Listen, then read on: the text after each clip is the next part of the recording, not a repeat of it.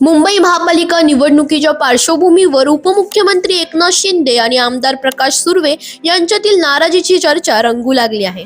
मागाठाणे मतदारसंघातील आमदार प्रकाश सुर्वे यांच्या मुलाला तिकीट न मिळाल्याने ते सध्या महायुतीच्या प्रचारापासून दूर असल्याची माहिती समोर येत आहे।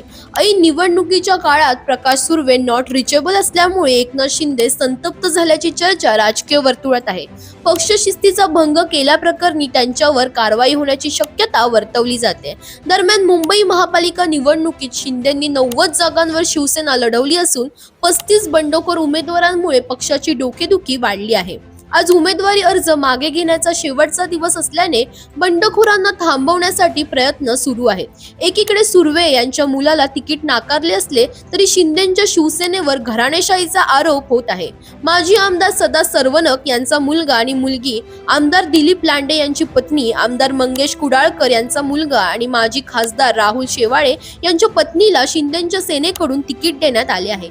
यामुळे शिंदे गटात नाराजी, बंडखोरी आणि घराणेशाहीचा मुद्दा पुन्हा एकदा चर्चेत आला आहे।